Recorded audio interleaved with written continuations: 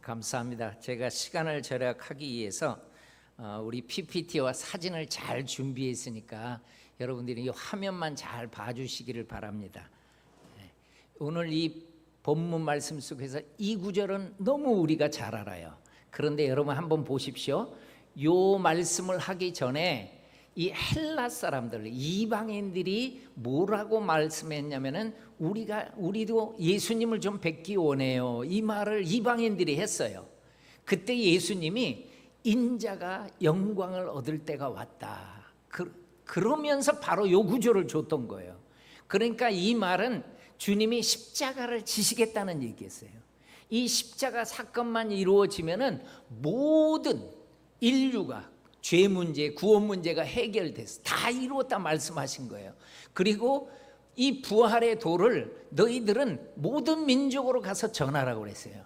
여러분 여기 한번 타임라인을 보세요. 우리 민족의 타임라인에 우리 민족이 삼국시대 때 십자가 사건이 졌어요. 그러니까 십자가 사건은 우리 민족에서는 삼국시대 때 이루어졌는데 우리나라에 먼저 들어오는 것은 불교, 유교예요. 그리고 숭불정책을 쓰고 고려시대 때, 조선시대 때 숭유정책을 써요.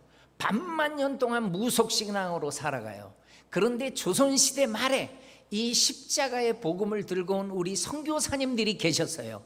언더우드, 아펜젤라, 존 헤론, 스크랜턴 이런 많은 분들이 우리나라에 와요. 여러분 언더우드 특별히 우리 장로교 선교사님으로 언더우드 선교사님이 오셨는데 감리교 선교사님으로는 아펜젤라 선교사님이 오셨어요. 그분이 오셨던 연도가 1885년입니다. 제 오늘 이 말씀을 들을 때는 이 연도가 마음속에 그려져 있어야 돼요. 그래서 여러분 좌우 옆 사람한테 나 1885년에 외웠다고 지금 고백해 주세요. 진짜 외워야 돼요? 제가 물어봅니다. 여러분 한번 보십시오. 제물포항에 언더우드 아펜젤라가 왔을 때 그 장소에다가 기념탑을 세웠어요. 아펜젤라는 결혼해서 왔고 언더우드는 약혼녀가 있었는데 우리나라로 온다는 얘기를 듣고 파혼해버려요. 그래서 파혼당해가지고 혼자 온 거예요. 언더우드는. 근데 여기에 이 기념탑을 제가 꼭 안내를 해줄 때 입구에 뭐가 있냐면은 요 연도가 써 있어요. 1885년. 안 헤어지는 사람은 절대로 구경 안 시켜요. 오늘 여러분도 제 강의를 들을 때 요 연도가 꼭 외워질 수 있기를 바랍니다. 이따가 정말 물어볼 거예요. 여러분 언더우드의 사진입니다. 젊었을 때. 그런데 이분이 우리나라에 도착해서 복음을 못 전하게 해요. 교회도 못 해요. 그러니까 고아원을 해요. 그래서 고아원이 학생들이 크니까 경신이라는 미션 스쿨, 여학교는 정신이라는 미션 스쿨이 세워져요. 서울에. 그리고 이분이 첫 번째 안식년을 떠나요. 그 안식년에 갔을 때 정말 멋진 정보를 준 게 요거예요. 요거는 꼭 다 같이 읽어봐야 돼요. 시작.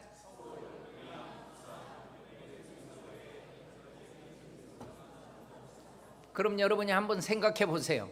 지금 서울, 평양, 부산에 몇 사람 선교사 외에는 지금 한반도에 다른 지역은 선교사 없어요. 한 사람도 없어요. 여러분 우리 호남 지역을 생각해 봐요. 가장 큰 도시가 호남 지역에 어디였겠습니까? 당시에 전주였어요. 전주. 없어요. 선교사 없어요. 남쪽에 하나도 한 분도 선교사 없어요. 우리는 이렇게 살았어요. 그러니까 이 정보를 듣고 미국의 남장로교 선교사님 7분이 우리를 보내달라고 그랬어요. 그래서 남장로교 소속이었기 때문에 이분들을 좀 파송해달라고 했더니 남장로교에서 우리는 돈도 없고 어렵다고 안 보낸다, 못 보낸다는 거예요. 그럼 언더우드가 너무 가슴이 아프니까 누구를 찾아가는가 봤더니 이분을 파송해달라고 찾아간 사람이 언더우드를 찾아가요. 이분은 존 토마스 언더우드라고 장로님이었어요. 형님입니다. 형님. 근데 이 형님이 무슨 사업을 하면서 축복을 받았냐면은 이분이 타자기가 당시에 그냥 납작했대요. 그리고 뭐라고 쳤는지도 모르고 쳤다가 뽑아봐야지 아이고 틀렸네 이런 타자기였대요. 이 블라인딩 타이핑 시스템이었대요. 안 보였대요 타자기가. 그런데 이분이 뭘 발명했냐면 요런 타자기를 발명했어요. 톡 치는 타자기. 그러니까 이게 불티나게 팔려가지고 사업에 축복을 받았었던 걸 언더우드는 알았던 거예요. 그래서 형님한테 가서 형님 한국에 저 남장로교 선교사님들 7분 보내야 돼요.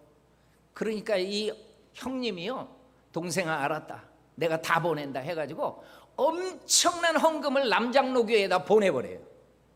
그러니까 남장로교가 돈이 없어서 흥교를 못하는 말이 없어져 버린 거예요. 그래서 이분들을 파송을 결정합니다. 그 7분들을.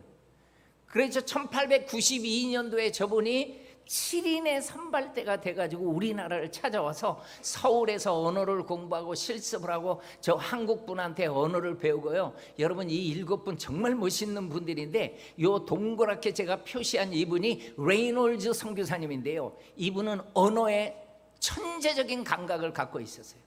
그래가지고 우리나라의 구약 성경을 대부분을 저 레이놀즈 선교사님이 다 번역합니다. 그래서 여러분 지금 구약 성경 보는 거예요. 근데 저분이 언어에 탁월한 감각이 있어가지고 배울 때 한국말을 배울 때 정말 혼동되는 단어가 있다 한국말 가운데. 그러면서 이분이 무슨 글을 써놨냐면 나는 생선하고 선생이 그렇게 헷갈린다 그렇게 써놔요. 생선 선생이 너무너무 혼동됐나 봐요. 그렇게 열심히 배워가지고 이분들이 이 호남 지역을 왔던 거예요. 그래서 전주와 군산에 스테이션을 세워가지고 이 선교 기지를 세워가지고 다 주일을 복음을 전하는 거예요. 근데 이분들 가운데는 의사가 없었어요. 초창기 선교는요 의사가 굉장히 필요해요. 그래서 의사를 보내달라고 요청을 하니까 그때 온 분이 잉골드라는 여의사가 와서 전주에 예수병원이 생깁니다. 그리고 보이죠 이제 여러분들이. 자 그러더니 학교를 전주에서 시작합니다. 신흥, 기전 이 학교가 시작되는데 여러분 저렇게 시작해요. 기전 학교가. 저게 무슨 학교예요? 초가집이지. 근데 여러분 나중에 많은 학생들이 교복 입고 예배드리러 가는 이 사진을 봐야 돼. 그래야지 야 이게 우리 민족이 이렇게 하나님 앞에 돌아오게 되는구나. 그러니까 이분들이 예배를 드리는데 이 다리를 건너가면 서문교회거든요. 서문교회. 근데 너무너무 멀어 서문교회가 학교에서. 그러니까 학교에 예배 드릴 수 있는 강당 하나 지어달라고 하니까 여러분 신흥학교에 요 건물이 지금도 남아 있습니다. 요 건물을 제가 찍은 것을 자세히 보여주면은 요게 신흥학생들한테는 뭐라고 불려지냐면 스미스 홀이라고 불려져요. 엑벌드 스미스라는 분 우리는 잘 모르죠. 그러나 우리 민족을 위해서 엄청난 헌금을 드린 분들이 있었다고요. 그걸 여러분들이 아셔야 돼요. 우리가 그냥 예수 믿은 게 아니라고요. 여러분 너무너무 감사해야 될 분입니다. 이 유진벨 선교사님. 이분이 우리나라의 태평양을 건너왔을 때가 1895년도예요. 그러면 여기에서 제가 질문 드립니다. 여러분 아까 외우라는 연도를 잘 기억하세요. 언더우드 선교사님보다 유진벨 선교사님은 몇 년 늦게 오죠? 고맙습니다. 그게 외워져야 돼요. 그래서 전주 군산 북쪽은 지금 스테이션이 세워져서 복음이 전하는데 남쪽 땅에는 없어요. 그래서 남쪽의 가장 큰 도시가 나주예요. 당시에 선교사님 당시에. 지금은 광주가 가장 커요. 근데 선교사님이 왔을 때는 나주가 컸었어요. 그래서 전주하고 나주의 첫 자를 따서 전라도가 된 거예요. 우리가 전라도가. 그래 힌트를 드리겠습니다. 경상도는 어디하고 어디가 합쳐진 것 같아요? 경주하고 상주가 합쳐진 거예요. 그럼 유추해 보세요. 충청도는 어디가 합쳐진 것 같아요? 충주하고 청주가 합쳐진 거예요. 강원도는요? 강릉하고 원주가 합쳐진 거예요. 나머지는 몰라요. 숙제예요, 여러분, 숙제. 알지만은 내가 시간상 넘어갑니다. 자, 이분이 품었던 데는 전라남도의 가장 큰 도시 나주예요. 나주를 찾아갔어요. 그런데 유생들한테 쫓겨나요. 나주의 유생들이 강력했습니다. 그 나도요, 나주를 한번 찾아가서 봤더니, 이거 제가 가서 찍은 사진인데요, 향교가 다른 지역하고 달라요. 잘 돼 있어요. 그러니까 이 유생들이 유진벨 선교사님을 나주 땅에 못 살게 만든 거예요. 그래서 쫓겨나요. 그런데 이분이 쫓겨났을 때 여러분 이 사진을 한번 보십시오. 요 흑백 사진만 보고 이곳이 어딘지 아시는 분? 이게 어디예요? 예, 목포입니다. 저게 사막도예요, 사막도. 저기가 그 옛날 사진이에요. 근데 여러분 감사하게도 목포가요 1897년에 개항을 해요. 그러니까 부산과 인천 같은 데는 그냥 할 수 없이 열리는데 고종 황제가 아예 목포는요 고종 황제가 개항을 해요. 그래서 많은 이 목포가 발전을 가져오게 되는 거예요. 그러니까 이 소식을 알았기 때문에 유진벨 선교사님이 나주에 쫓겨나 가지고 목포를 개척합니다. 그 목포에 가가지고 사역을 하는데 이게 양화진에 있는 선교사님의 묘인데요, 제가 자세히 보여줄게요. 와이프 오브 유진벨. 그럼 누구예요? 유진벨 선교사님의 사모님이 목포에서 목숨을 잃어요. 그렇지만은 끝까지 남아서 저렇게 영흥이라는 남학교, 정명이라는 여학교, 그러면서 사역을 감당해요. 이게 정명학교예요.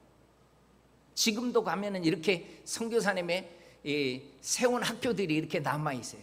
근데 여러분 우리 6.25 때요, 저 동쪽으로는 흥남부도나 이런 데서는 피난 내려가지고 부산이나 거제도에 살아요.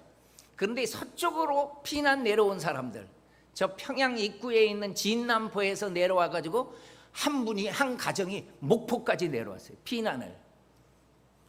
그런데 이 목포에 잘 믿는 집안이었거든요. 그때 부모님을 따라서 5살 된 꼬마가 목포에서 살아요.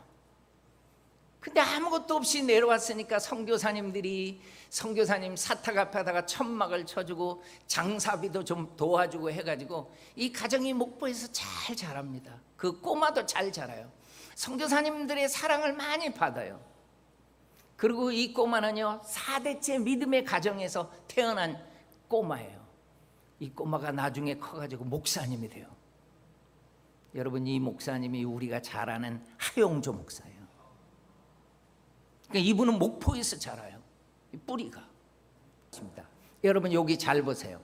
유진벨 선교사님의 사모님이 1901년도에 4월 12일 날 목포에서 하늘에 미리 됩니다. 근데 그때 두 남매가 있었어요. 이 두 남매를 두고 사모님이 돌아가신 거예요. 그렇지만은 저 딸이 엄마의 뒤를 이입니다. 샤롯벨이라는 그 딸이. 그래가지고 이분이 우리 호남 지역에서 정말 멋지게 사역했던 이 린튼이라는 선교사님과 결혼을 해요. 그리고 한복이 어울리는 선교사였어요. 일제시대 때도 언제나 한복을 입고 다녀요. 그래서 남편과 함께 이제 광주의 숭일 학교, 수피아, 그리고 전주에 있는 그런 모든 신흥이나 기전이나 목포의 정명이나 영흥이나 이런 학교 학생들이 다 컸잖아요 이제. 그래서 대학을 만들어요. 그 대학을 세운 게 어디다 세우느냐? 대전에다 세워요. 그래 여러분 대전에 한남대가 됩니다. 이게 선교사님이 다 이룬 거예요. 그래서 한남대가 세워지게 돼요. 여러분 이 인돈 선교사님 그 선교사님하고 샤롯벨 선교사님의 이 셋째 아들을 보십시오. 셋째 아들 군산에서 태어나요. 군산에. 이 휴 린턴이라는 이분인데, 그래가지고 이분이요 인천 상륙작전 때 군인으로 참전합니다. 이 나라를 공산화시키지 않겠다고. 그리고 로이스 선교사님과 결혼해가지고 우리가 휴전협정이 이루어진 다음에 저분이 1953년도에 세 아이와 함께 사역을 해요. 그리고 55년도에는 5아이와 함께 사역을 해요. 57년도에는 4명과 또 57년도에 5아이, 그리고 60년도에 6아이와 함께 사역을 해요. 근데 막내를 낳고 로이스 선교사님이 수술을 하면서 아이를 못 낳게 된 거예요. 그때요 저 로이스 선교사님이 정말 아이를 많이 낳고 싶었는데 못 낳게 되니까 통곡을 해요. 통곡을. 그 통곡한 울음을 누가 봤느냐? 저 딸이 본 거예요. 애동딸 메리가. 그래서 저 딸은요 결혼해가지고 지금 11명의 자녀를 두고 있는 거예요. 이 철학을 여러분 배워야 돼요. 그리고 휴 선교사님은 순천에서 정말 전라남도 땅에 600개 교회를 돌보면서 엄청난 사역을 하시더라고요. 이 술 취한 버스 기사한테 교통사고를 당해가지고 지금 순천에 묻혀 있는 거예요. 이 부인도 최근에 돌아가셔서 로이스 선교사님도 같이 묻혀 있습니다. 여러분 광주를 보십시오. 이게 나주가 큰 도시였는데 이제 광주에 도청이 옮겨집니다. 1896년도에 도청이 생긴 거예요. 그러니까 유진벨 선교사님이 목포에서 사역을 하다가 광주로 옵니다. 광주를 개척하는 거예요. 또 함께 왔던 분이 누구냐? 저 양림리 땅에 와가지고 의사가 함께 옵니다. 오웬이라는 의사가 같이 와서 양림리에서 예배를 드리기 시작합니다. 그러면서 자기 집에서 교회를 시작을 하고 이 숭일학교, 수피학교, 이게 다 그래서 광주에 세워지게 되는 거예요. 이 사진을 봤더니 저렇게 사진이 여학생들이 이렇게 예배를 드리고 하는데 키 차이가 나요. 앞에는 크다가 뒤에는 작아요. 왜 그런가 봤더니 이거 잘 보십시오. 추수감사절에 예배 드리러 갈 때 호박을 머리에 이고 가는 그래가지고 앞에 학생들은 호박을 이은 학생들이 키가 크게 보이는 거예요. 그리고 예배를 드릴 때는요 이렇게 단정하게 돼요. 어디 스마트폰 보는 학생 하나도 없잖아. 이 중딩이가 그러니까 따지더라고 저한테. 그 당시에 스마트폰 없었잖아요 그러더라고. 내가 그걸 몰라서 그래. 예배를 이렇게 잘 드렸다니까. 그래 이렇게 드렸던 권사님들이 나중에 이렇게 이 젊은 것들이 예배 삐딱하게 들으면 시험 드는 거예요. 그래서 예배는 이렇게 드렸어. 여러분 광주의 재중원이 지금 기독병원 되죠? 이게 다 선교사님의 열매입니다. 그리고 제가 처음에 광주를 연구하러 왔을 때는 아예 서양길, 선교사님이 많이 다녀가지고 서양길, 선교길, 선교 1길 이렇게 돼 있었어요. 지금은 이게 길 이름을 조금 바꿨더라고요. 여러분 전라남도에 그 곳곳을 다니면서 순행하면서 다니면서 선교했던 분이 오웬 선교사님입니다. 참 이분 참 멋졌어요. 목사이기도 했고 의사이기도 했어요. 정말 귀한 분이었는데 정말 많은 곳을 다니다가 보니까 이분이 장흥에서 이 장티푸스에 걸려가지고 그리고 광주까지 왔습니다마는 이분이 광주의 첫 하늘의 미랄이 돼요. 그래서 이 묘를 보면은요 오목사 이렇게 돼 있어요. 제가 선교사님들한테 계속 선교사 이야기를 나누는데 광주 출신 목사님이 이 사진을 보더니 저한테 많은 분들한테 이야기를 하더라고. 우리 광주의 정서에 오목사라는 것은 너무너무 이분을 사랑하고 좋아해서 이렇게 부르는 겁니다 그러더라고요. 우리 오목사, 우리 오목사.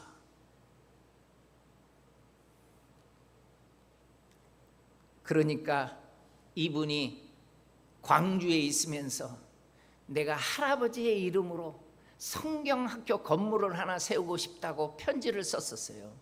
그래서 이분이 돌아가시니까 그 친척들이 힘을 모아가지고 요 오행 기념각을 세워준 겁니다.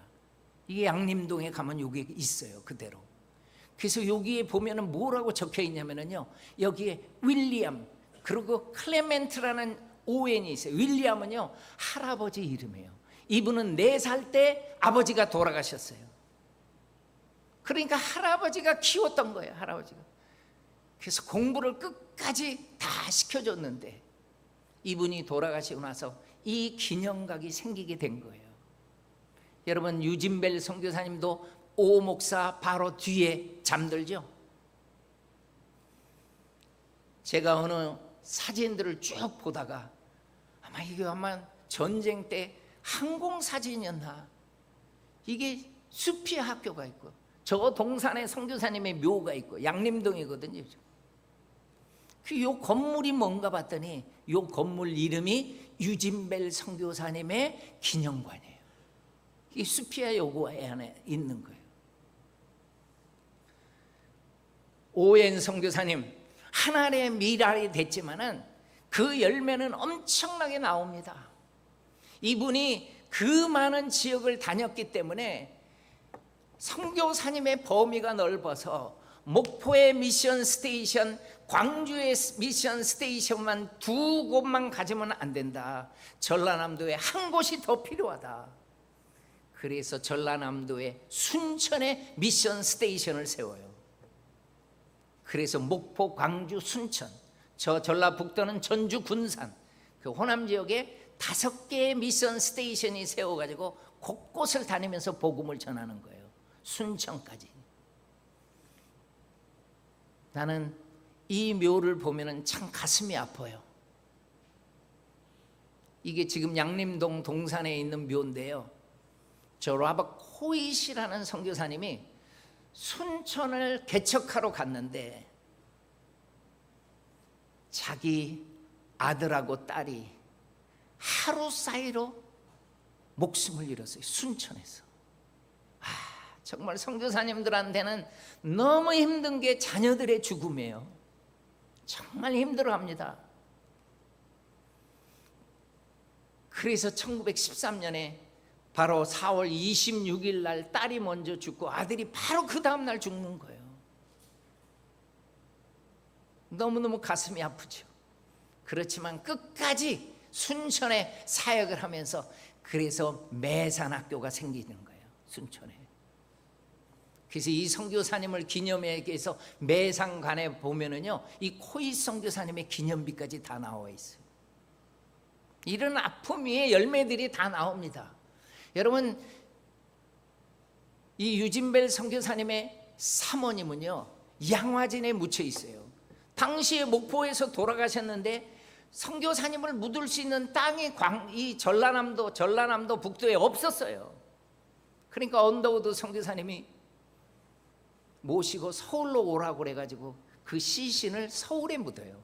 그래서 양화진에 있습니다, 저분의 묘는요. 근데 이거는 광주에 있는 선교사님의 묘예요. 이 한 분 한 분의 스토리들이 바로 오늘날 우리를 만들어내는 거예요. 여러분, 여기는 전주 땅에 있는 선교사님의 묘예요.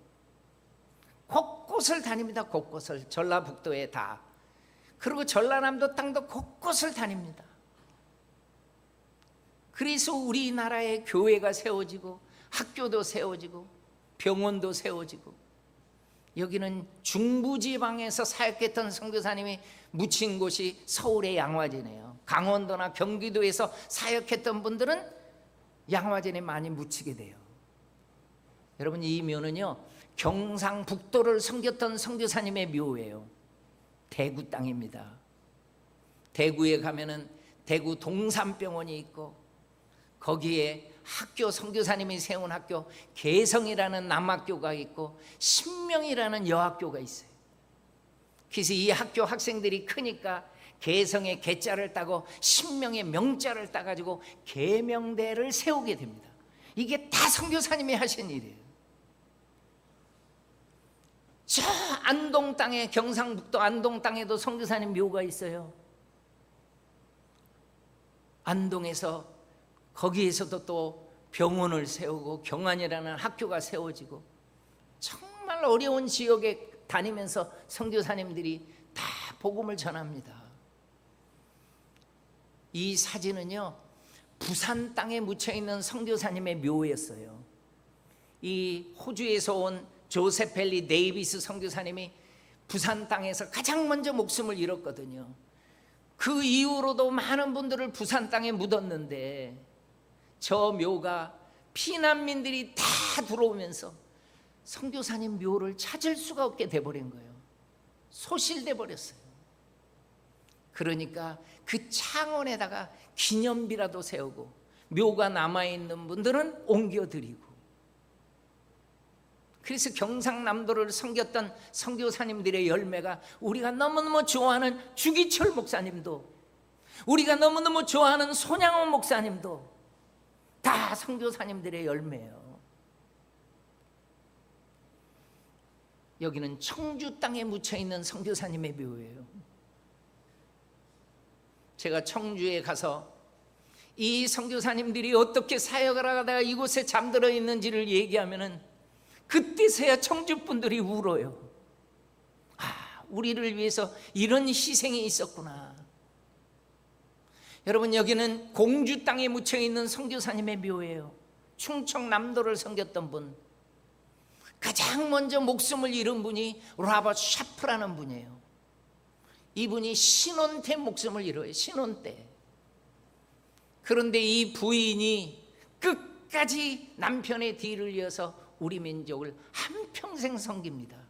그 선교사님의 이름이 앨리스 샤프라는 선교사님이에요.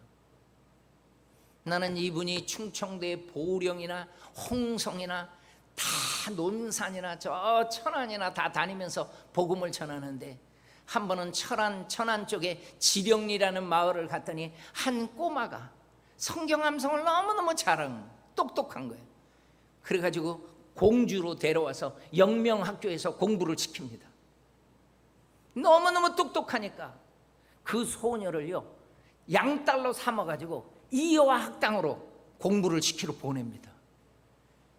나는요, 이 소녀가 유관순이라는 거에 너무 놀랐어요. 내 뿌리를 보다 보니까 이게 우리나라의 근대사회, 독립운동이나 이런 게 다 선교사님들의 열매예요.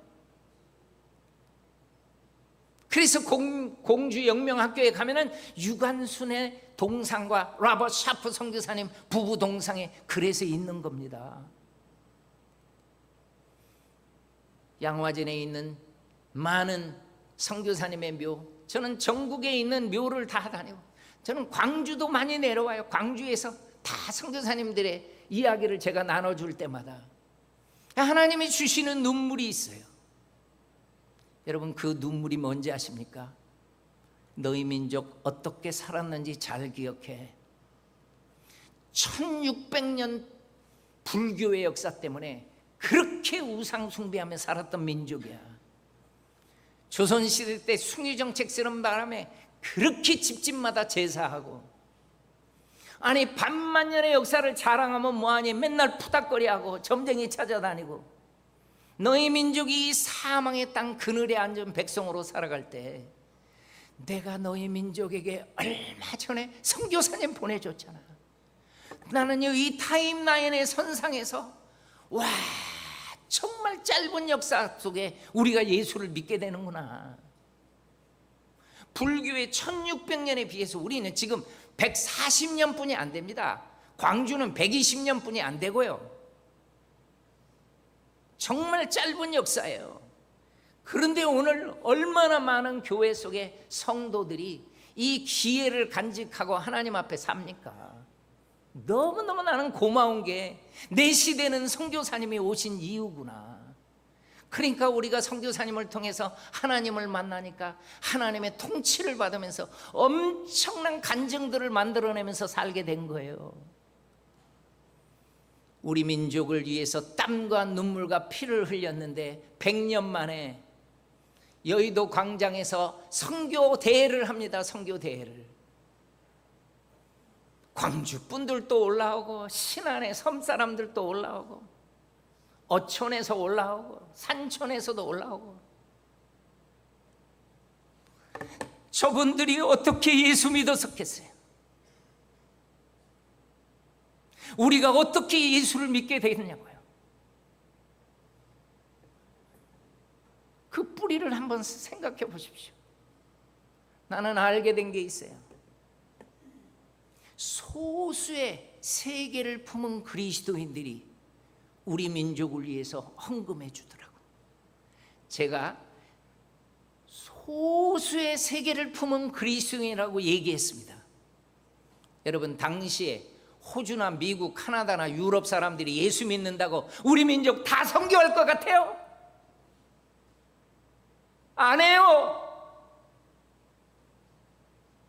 선교사님이 우리 민족에 와서 엄청난 역사를 이루는 게 하나님의 마음인데, 자기의 알량한 생각을 가지고 우리 교회도 할 일이 많은데 뭐 딴 데까지 가냐는 거예요. 나는요, 선교사님의 글을 봐서 얘기해 주는 거예요. 그렇게 부모님이 신앙생활 잘하는데 나 코리아에 간다니까 반대하더라고. 그래서 내가 소수의 세계를 품은 그리스도인이라고 얘기한 거예요. 다 선교하지 않아요. 오늘 한국교회 제가 많이 다녀보지만은 모두 다가 세계를 품고 살아갈 것 같습니까? 나는 아니라고 봐요. 자기의 알량한 생각을 가지고요, 뭐 우리나라도 할 일이 많은데 뭘 딴 데까지 가냐. 여러분, 그런 생각을 가지고 있으면은 모든 그리스도인이 그 생각 가졌으면 우리 민족 예수 못 믿습니다.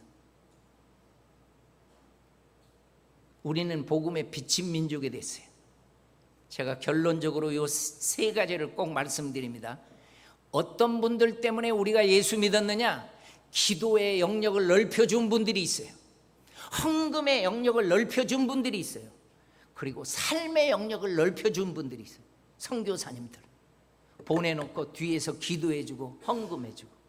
이 세 가지의 반응이 우리를 살렸고, 우리도 똑같이 또 다른 민족을 향해서 기도의 영역을 넓히고 헌금의 영역을 넓히고 삶의 영역을 넓히면은 그 민족도 우리 민족처럼 하나님 앞에 돌아올 줄로 믿습니다.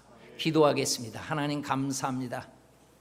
영천교회를 세우시고 지금까지 귀한 일들을 많이 이루어 주셨음에 감사를 드립니다. 오늘 우리가 어떻게 복음에 비쳤는지, 우리가 어떻게 예수님을 알게 되었는지 그 뿌리를 살펴봤습니다.